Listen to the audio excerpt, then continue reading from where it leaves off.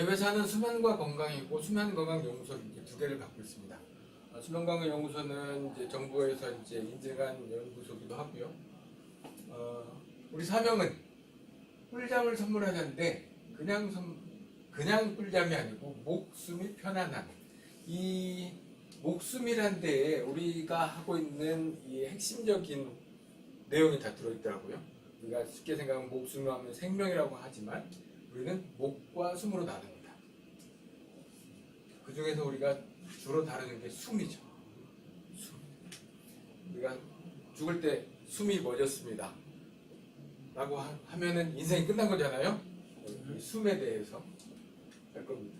그래서 우리 핵심 가치, 우리 회사의 핵심 가치는 생명을 존중하고 함께 잘 사는 공동체를 만드는 게 제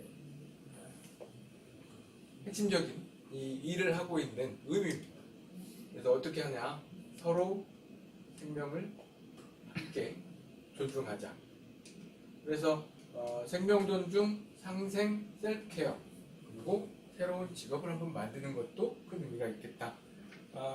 얼마 전에 TV를 봤더니 2030년도 되면은 직업이 뭐 25개가 사라진댔나? 뭐 하여튼 어마어마하게 직업이 사라지더라고요. 그게 다 기계가 대체하고 컴퓨터가 대체하는 직업들이잖아요. 근데 우리가 하는 일은 사람과 사람이 만나야만 되는 일이기 때문에 새로운 직업의 범주로서 나도 들어갈 수 있지 않을까라는 생각을 해봅니다. 행동 강령이 저는 참 의미가 있습니다. 즉시, 창의적으로. 누가 시켜서 하는 게 아니고 정말 창의적으로 이 고객을 위해서 또는 무언가를 위해서 창의적으로 하고 세심하게 해야 되고, 특히 이 부분, 양심, 이 웬만한 기업에 들어있지 않은 이거죠.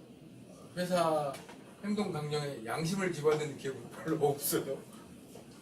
그래서 저희들이 고객 상담을 할 때 보면 굳이 불필요한 것들을 매출을 위해서 팔거나 하진 않습니다.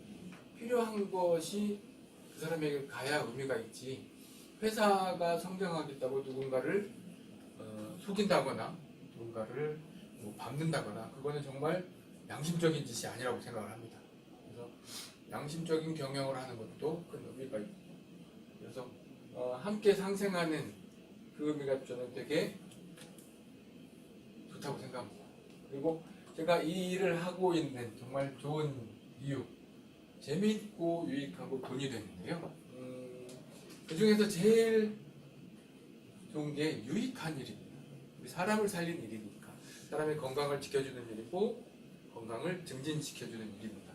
그리고 재미있게 하다 보면 돈은 자연히 따라오지 않을까라는 생각을 합니다. 우리 사업하는데 돈이 안 되는 것도 비참한 일이고 불행하잖아요. 그래서 함께 돈을 잘 벌고 유익한 일을 하면서 재미있게 일한다면 그야말로 참 좋은 일이 아닐까 싶습니다.